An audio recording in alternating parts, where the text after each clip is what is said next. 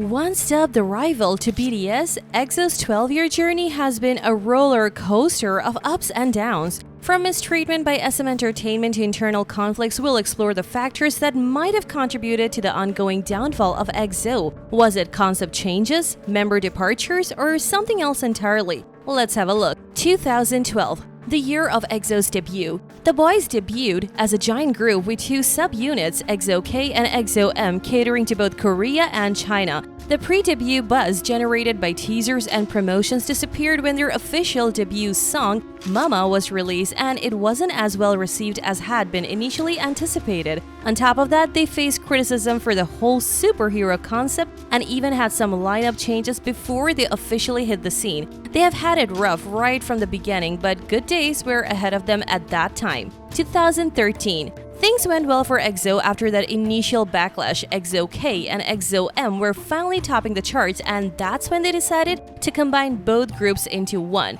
Their first comeback as a whole group was with Wolf, which scored them their first music show win. A few months later, Growl was released and the band sold over 1 million copies of their albums XOXO, setting a new record. By the end of 2013, they had secured a meteoric rise. From Kai stealing the show with his dancing skills to D.O.'s amazing ad-libs, the harmonies with Luhan, Baekhyun, Suho, and Shin, all 12 members had something to offer. 2014. 2014 may have been the year when things really started going wrong for EXO. With all kinds of highs and lows, 1 minute they're on top of the world with their hit Overdose, the next minute the group is fractured with 2 members leaving. This year, over 660,000 copies of Overdose were sold. However, it also marked the last time all 12 original members would be together. A Chinese member, Chris Wu, filed a lawsuit against SM Entertainment citing injury, unfair treatment, and profit distribution issues. He wanted to void his contract, and his lawsuit was the first of several. Just a few months later, another Chinese member, Luhan, also filed a lawsuit claiming health issues and differential treatment compared to his Korean counterparts. But EXO continued ahead with promotions as 10 members and went on their first tour, which sold out in 1.47 seconds, another record at that time. 2015. 2015 wasn't all sunshine and rainbows for EXO either, but they still managed to pull off a historical comeback with their album Exodus, which sold over 1 million copies and became their 3rd consecutive Album of the Year winner. Tao, another Chinese member, wasn't present for promotions due to injury. Soon after, he filed a lawsuit against SM citing unfair treatment and health issues. He ultimately left the group to pursue a solo career in China. So after this comeback, EXO officially became a 9-member group. 2016. EXO took a break for the first half of 2016 and then came back with their album Exact, which had 2 title tracks, Lucky One and Monster, both of which became hits. Around this time, Lei, yet another Chinese member, wasn't able to participate in regular EXO activities due to political tensions between China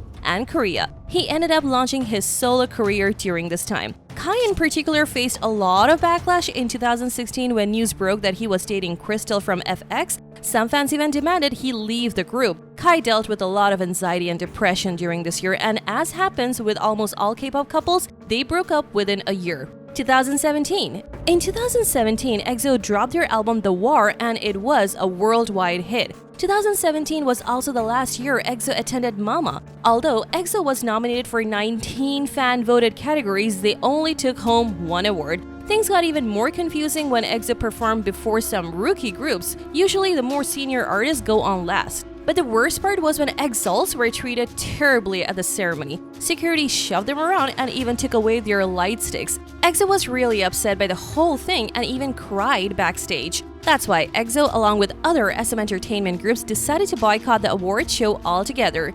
2018. 2018 started off with a bang. EXO performed at the closing ceremony of the Winter Olympics. They dropped their album Don't Mess Up My Tempo at the end of the year. This album, along with Love Shot, made them the first K-pop group ever to sell over 10 million albums in Korea. This year also saw a shift in how fans reacted to EXO members dating. When Kai dated Jennie from Blackpink, the fandom was a lot more mature about it. But there was also a conspiracy theory that their relationship was just a publicity stunt orchestrated by their companies. This year also solidified the whole EXO versus BTS competition. By 2017, it was a head-to-head battle between EXO and BTS and their fandoms. However, by 2018, BTS exploded globally, breaking records and gaining a massive fan base. And despite having potential, EXO's popularity never reached the same level as BTS, all because of their agency's plans. The group did not lack potential, they lacked a more supportive agency like Big Hit was for BTS. 2019. This was a year of military enlistments. Xiumin, the oldest member, was the first to go and Dio soon followed suit. Chen and Baekhyun both dropped solo albums and Sehun and Chanyeol teamed up as sub-unit called EXO SC. Some members even made their acting debuts.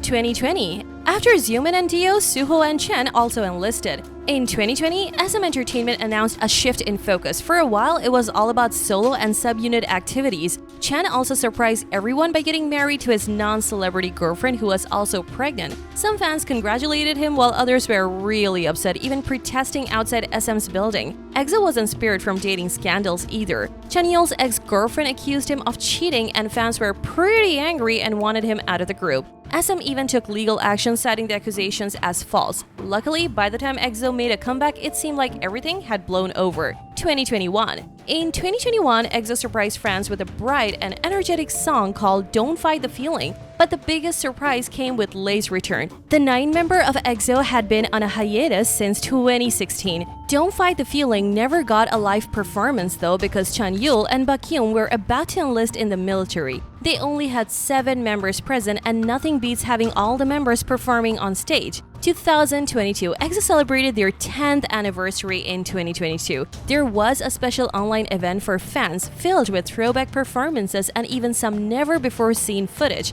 Lay also released a surprise announcement that he was leaving SM Entertainment. The terrible news about Chris Wu's sexual abuse case also broke out during this time. He was accused by a 19-year-old Chinese student, Du Chu, of raping her and multiple other women. On November 25, 2022, Wu was convicted in a Chinese court for raping 3 drunk women in late 2020 and received a 13-year prison sentence. He was also fined approximately $84 million for tax evasion. His conviction has indeed left a sour taste among EXOs, and his former connection to EXO definitely tarnishes the band's image. 2023.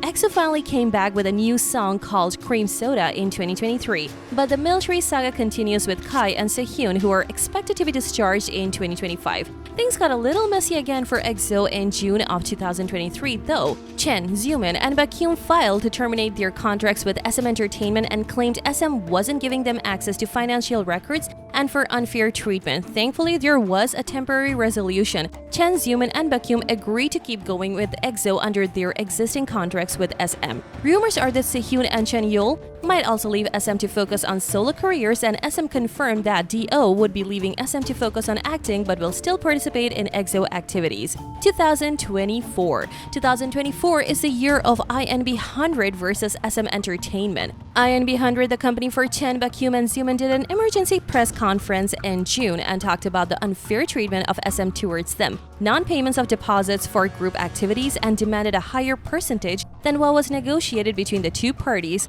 SM and CBX agreed that 5.5% of profits from CBX activities at INB 100 would go to SM, and SM would pay them for EXO group activities. However, SM withheld the contract renewal bonus that CBX is entitled to and also demanded a 10% return on CBX activities. For this, CBX plans to pursue legal action and file a complaint with the Fair Trade Commission. In response, SM's legal team released a very long statement stating that CBX is not holding up its end of the deal and wants to retain the rights and benefits of being EXO members without fulfilling any obligations. CBX is also accused of tampering, and SM is taking legal action against active members of the group. With all the members doing their own thing, like Baekhyun starting his own company, IBN 100, Xiumin and Chen doing solo projects, and Dio starting company Susu, is there even a group left? With all these contract issues and member changes, fans surely are worried about EXO disbanding. Suho tried to reassure fans that EXO would keep promoting, but there's still a lot of uncertainty about the group's future.